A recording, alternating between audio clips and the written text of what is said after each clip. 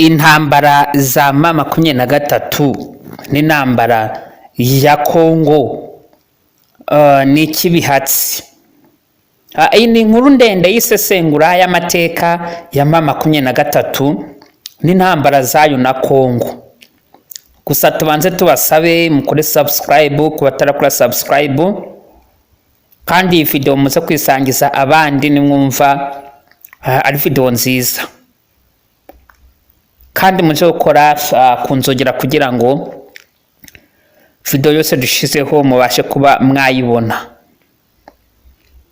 Mu burasirazuba bwa Repubulika Iharanira Demokarasi ya Kongo RDC, umutwe wa M23 umaze imyaka myinshi ugarukaho mu makuru y'umutekano n'intambara, cyane cyane mu ntara ya Kivu y'Amajyaruguru. Inkomoko ya M23. Umutwe wa M23 watangiye kumenyekana mu mwaka wa 2012. Uwitwa M23 Mars uva ku masezerano y'amahoro yasinwe mu 2009 hagati ya leta ya Kongo n'inyeshamba zari zahoze ari za CNDP, aho bamwe mu barwanyi bavugaga ko amasezerano atubahirijwe.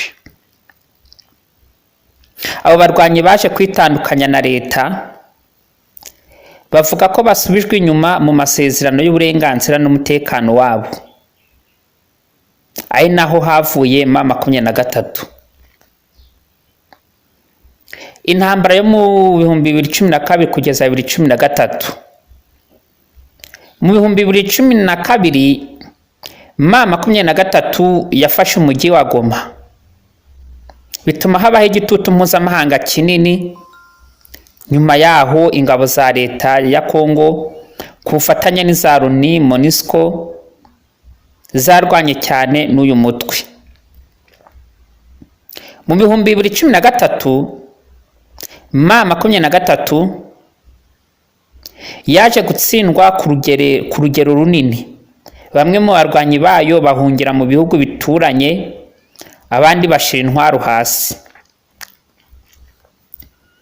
Kugaruka kwa M23 nyuma y'imyaka igera ku 10 mu 2021 kugeza 2022, M23 yongeye kugaragara mu mirwano mu burasirazuba bwa Kongo. Ibi byazamuye impaka nyinshi hagati ya RDC, ibihugu bituranye n'imiryango mpuzamahanga. Leta ya Kongo yashinje bamwe mu barwanyi ba M23 gufashwa n'amahanga, mu gihe M23 nayo ivuga ko irwanira uburenganzira bwayo n'umutekano w'abaturage. Bamwe bavuga ko batitaweho. Uko ibintu bihagaze kugeza ubu, akarere ka Kivu y'Amajyaruguru gakomeje kuba agace karangwamo umutekano muke, aho imirwano, ibiganiro by'amahoro n'ipigana rya politike bikomeza kujya mbere. Imiryango mpuzamahanga ihora isaba impande zombi kuganira aho gukomeza intambara, kugira ngo abaturage babashe gusubira mu buzima busanzwe.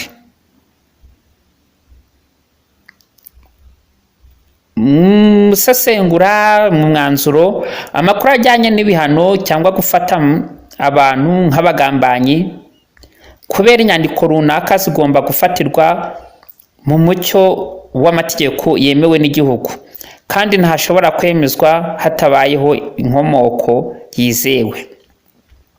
Icy'ingenzi nuko intambara za M23 na Kongo zikomeje gusaba ibiganiro, umutekano n'ubwiyunge kurusha imvugo zishobora kongeza amakimbirane. Nshuti bavandimwe, turabakunda, kandi mu by'ukuri nimba mwakunze video za